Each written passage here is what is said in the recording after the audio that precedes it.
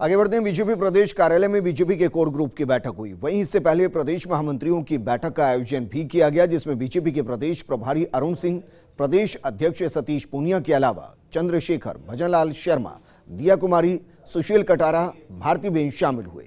इसके बाद core group की बैठक हुई, जिसमें केंद्रीय मंत्री अर्जुन मेघवाल, कैलाश चौधरी, सांसद कनकमल कटारा ने शिरकत की। वहीं ओम माथुर, राजेंद्र गहलोत, राजेंद्र राठौड़ सहित कोर ग्रुप के सदस्य भी शामिल हुए और इस बैठक में राज्य सरकार को घेरने और आगामी उपचुनाव और निकाय चुनाव पर भी चर्चा की गई।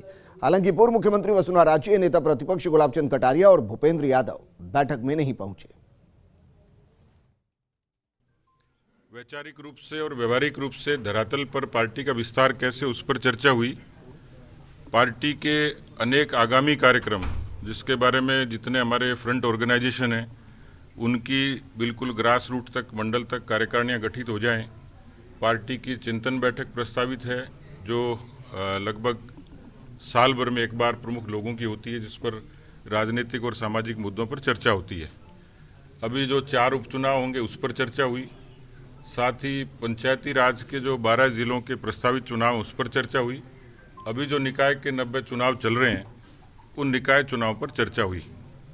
कुल मिलाकर राजस्थान की जो राजनीतिक स्थिति है पिछले 2 वर्षों में, इस कांग्रेस पार्टी के कुशासन में जो इस तरीके के जनहित के मुद्दे हैं, उस पर अनेक मंचों पर किस तरीके से मुखरता से उनको उठाया जाए, इस बात पर चर्चा हुई। मैं समझता हूं कि भारतीय जनता पार्टी, जिसका आधार कार्यकर्ता और अनुशासन पर है, वहां असंतुष्ट के शब्द का इस्तेमाल करना ही गलत है। ये पार्टी एकाकार है, संगठन के साथ पूरी पार्टी। विधानसभा सत्र को लेकर भी बात, विधानसभा सत्र में भारतीय जनता पार्टी के विधायक दल कांग्रेस पार्टी के कुशासन पर, हर क्षेत्र में कांग्रेस की विफलताओं पर, सरकार की आपाधापी पर, बढ़ती बेरोजगारी पर, बढ़ते अपराधों पर, किसानों के साथ हुए धोखे पर, सारे मामलों को हम बड़े कारगर तरीके से तर्कों के आधार पर उठाएंगे। उपचुनाव जीतने जा रही बीजेपी, निश्चित तौर पर